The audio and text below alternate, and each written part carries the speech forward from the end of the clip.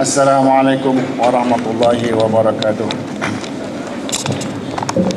Alhamdulillahi rabbil alamin, wa bihi nasta'in ala umur dunya waddin, wassalatu wassalamu ala sayyidina wa habibina Muhammad wa ala alihi wa ashabihi ajma'in. Yang berhormat Senator Tan Sri Abu Zahar Ujang, Yang di-Pertua Dewan Negara Malaysia, yang amat berbahagia Tun Fairuz Sheikh Abdul Halim, bekas Ketua Hakim Negara, yang berbahagia Datuk Haji Osman Mustafa, Ketua Pengarah JAKIM, yang berbahagia Ustaz Haji Razali Syabudin, Timbalan Ketua Pengarah JAKIM, yang amat dihormati pembentang-pembentang kertas kerja, yang amat dihormati lagi dikasihi wakil-wakil jabatan dan agensi kerajaan, para pemimpin masyarakat, pemimpin NGO, pimpinan dakwah, pimpinan dan aktivis politik, para cendekiawan, ahli akademik, dan seterusnya yang saya sangat-sangat kasih, para hadirin dan hadirat yang berada di dalam dewan dan juga yang tak sempat masuk lagi ke dalam dewan ini. Hadirin dan hadirat yang dihormati, saya bagi para pengancur, iaitu Muafakat dan JAKIM, amat bersyukur kehadiran ilahi kerana dapat kita mengadakan program yang penting, yang agak crucial dalam, yang gawat dalam negara kita sekarang ini, yang berkaitan dengan isu kedudukan Islam dalam perlembagaan. Kami amat mengalu-alukan dan amat berbesar hati dan sungguh-sungguh terima kasih dan gembira sungguh-sungguh kerana kesudian tuan-tuan dan puan-puan melapangkan masa, ialah hari ini hari rehat, sudi hadir ke seminar ini.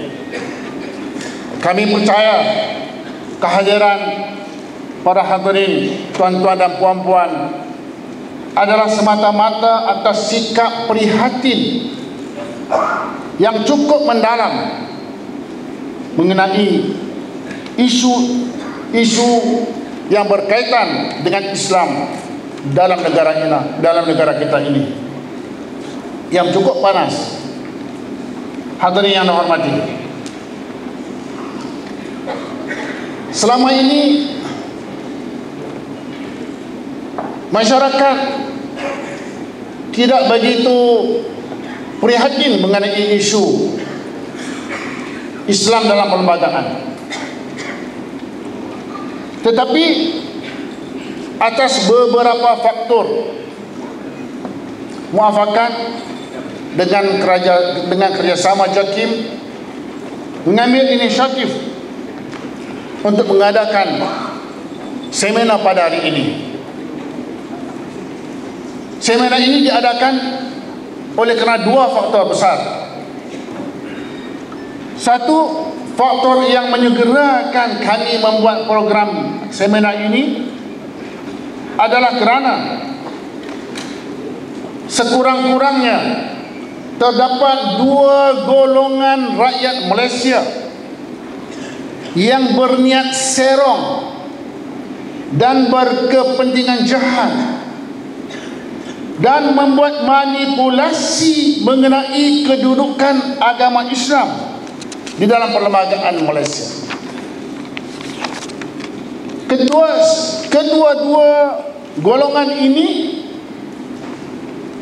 terdiri daripada kumpulan politik yang mempunyai cita-cita besar. Yalah, masuk politik kena ada cita-cita lah, tak ada cita-cita tak jadilah. Jadi hadirin yang dihormati, golongan pertama ialah golongan yang di luar daripada lingkungan Islam. Dan satu lagi golongan yang berada di dalam Islam tetapi bersekongkol dengan pemikiran orang golongan yang di luar daripada lingkungan mereka. Kecenderungan kedua golongan ini ialah tidak mahu agama Islam diletakkan di dalam perlembagaan sesebuah negara. Kedua-dua golongan ini sentiasa membuat provokasi berterusan dengan pendekatan yang sedikit berbeza. Namun tujuan mereka sama, yaitu semata-mata mahu merosakkan persepsi warga negara Malaysia dan juga dunia luar mengenai negara kita dalam isu kebebasan beragama. Selama ini kita tidak ada masalah dengan kawan-kawan kenalan kita yang bukan beragama Islam. Selama ini tidak ada. Kenapa sekarang? Ini adalah agenda Zionis untuk menjahanamkan negara-negara umat Islam. Hadirin yang dihormati, ekoran daripada provokasi terus-menerus itu, kita terpaksa mengambil langkah pencegahan saddu dzara'i. Salah satu dari langkah tersebut ialah mengadakan ceramah, dan kami telah pun dengan sahabat telah pun mengadakan program menegangkan kedudukan Islam, dan saudara Nasir Haji Nasir agak ke depan dalam ini, dan saudara Azril juga yang insyaAllah akan sama-sama kita nanti mengadakan ceramah, menegangkan, memperbetulkan persepsi, dan mengadakan seminar seperti mana kita buat ini hari bagi menerangkan dan menegaskan semula, nak kena tegas semula kepada masyarakat mengenai kedudukan dan apa arti sebenar artikel 3-1 dalam Perlembagaan Malaysia yang menyatakan Islam adalah agama persekutuan. Sikap berani golongan anarkis ini membuat provokasi berterusan adalah akibat dari keadaan umat Islam yang kini berpecah. Bukan pecah 3, pecah 1000. Pecah 1000. Pepecahan membawa kelemahan, dan ternyata kelemahan kita itu telah pun dieksploit oleh musuh sampai yang berlaku di depan mata kita. Kita terasa sekarang, hadirin yang hormat sekalian. Kalau tak rasa mengenai deria tu dah tak ada lah, kena pergi hospital lah, cek tengok deria dah mati banyak. Dari satu sisi atau dari satu perspektif yang lain, keberanian golongan anarkis dari golongan yang bukan beragama Islam membuat pelbagai provokasi terhadap kita adalah kerana mereka mempunyai teman karib di kalangan orang Islam yang berfaham liberalisme dan pluralisme agama. Golongan liberalis dan pluralis agama ini secara terancang dan dirancang telah menubuhkan satu organisasi. Ya, negara kita ni demokrasi boleh buat apa, tapi ada haknya untuk mempopulerkan, merakyatkan faham liberalisme dan pluralisme agama di kalangan masyarakat Islam di Malaysia. Fahaman agama mereka itu ialah menyamakan agama yang bukan Islam sebagai sama benar dan sama tara dengan agama Islam kita. Sebab itu tidaklah mengherankan golongan Melayu liberalis ini sanggup menjadi tonggangan kepada desakan kawan-kawan mereka, rakan tahduf mereka yang di luar lingkungan Islam, memastikan agar agama Islam tidak berfungsi sebagaimana yang diperuntukkan dalam perlembagaan Malaysia. Hadirin yang dihormati, mereka yang liberalis ini berandai jika agama Islam diletakkan sebagai agama persekutuan di dalam perlembagaan, Dan mereka dan salah seorang daripada liberalis Melayu ini pernah berucap di London School of Economics mengatakan bahawa kebebasan beragama yang tanpanya tidak ada pluralisme agama adalah satu kebebasan yang hanya tertanam sebagai kebebasan dan perlembagaan. Macam Malaysia kita, jelas agama lain boleh beramal sama orang ini. Maka memihak kepada sesuatu agama dan tidak kepada agama yang lain boleh dianggap sebagai bertentangan dengan semangat pluralisme agama. Kita kena faham benar-benar pemikiran mereka ini. Hadirin yang dihormati,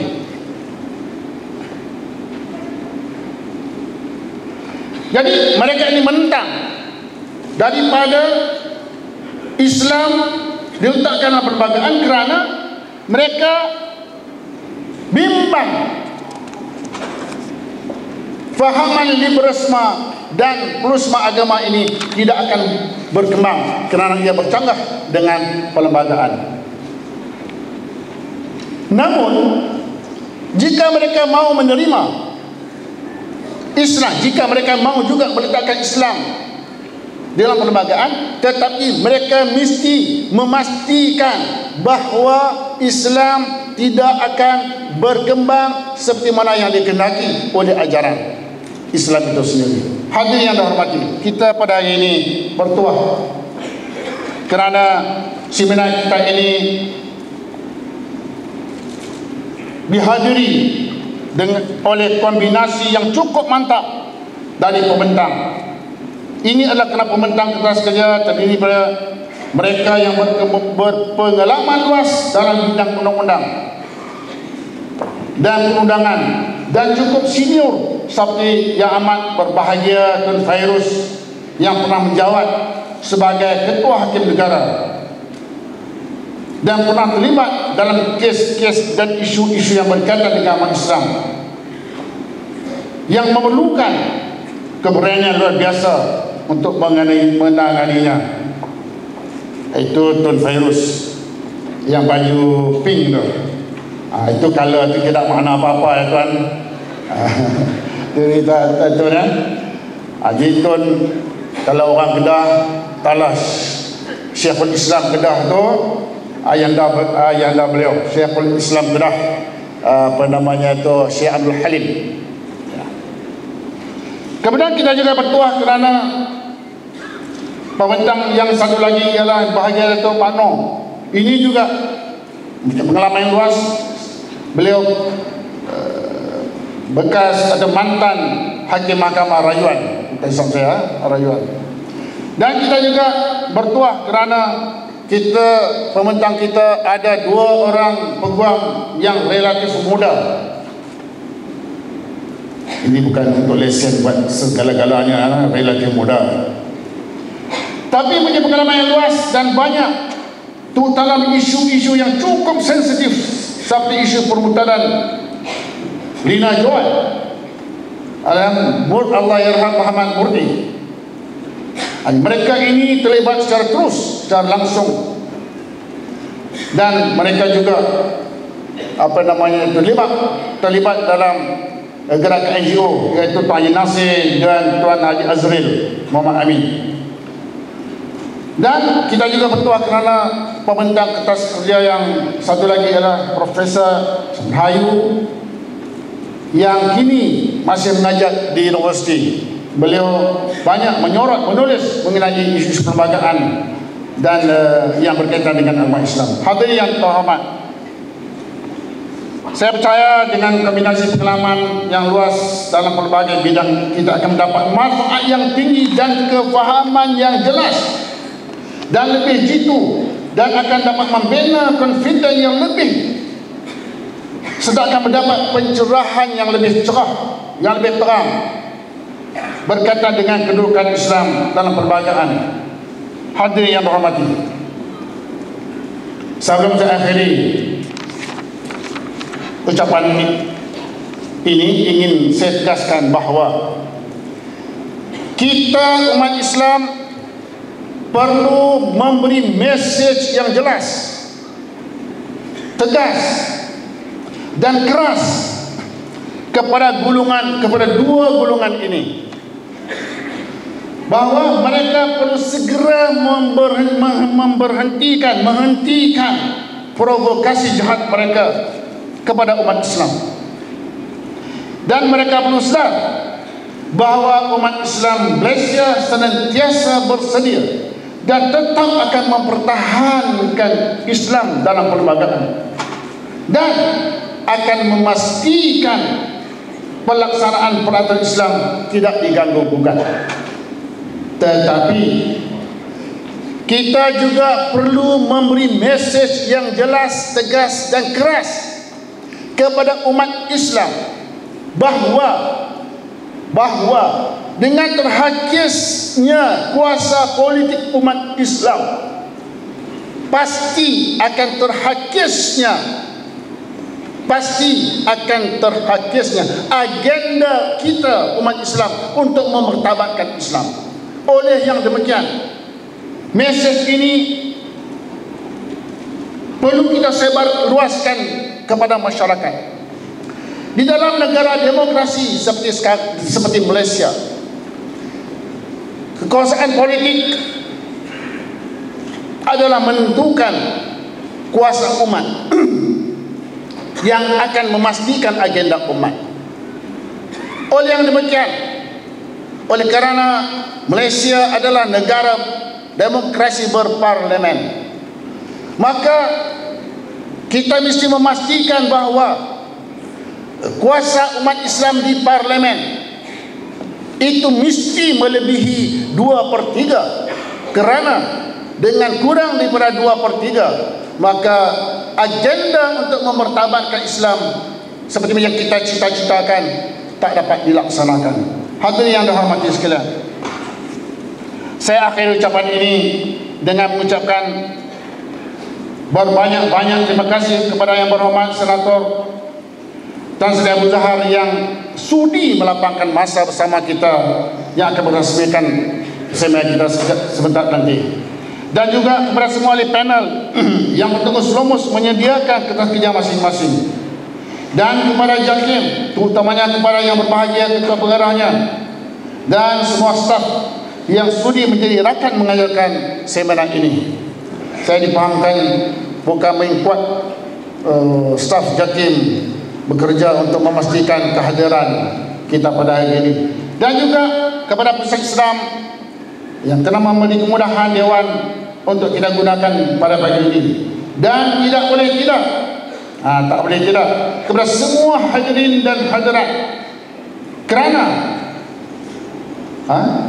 apa? Kerana kalaulah bukan dengan kehadiran tuan-tuan, maka tidak ada makna apa-apa program kita. Takkan yang bercakap saja orang tak ada dengar. Jadi yang penting tuan-tuan yang sudi hadir, dan kami ucapkan terima kasih. Dan lagi, kalau boleh jumpa lagi dalam seminar yang akan kita buat akan datang bulan 3, iaitu seminar mengenai menangani virus Syiah. Syiah ni satu lagi yang bukan Islam tapi yang membawa virus Syiah ni, orang Melayu ni, yang saya katakan bahawa ada sebuah partai politik yang membenarkan tersebaran Syiah, mereka nafi. Kita boleh proof insya-Allah. Jadi tidak ada yang nak saya ucapkan kepada hadirin, melainkan terima kasih, jazakumullah khairan katsira kerana sudi menghadiri program kita pada hari ini. Dan kepada semua pihak yang terlibat dalam menjayakan program ini, saya sekali lagi ucapkan jazakumullah khairan. Wassalamualaikum warahmatullahi wabarakatuh.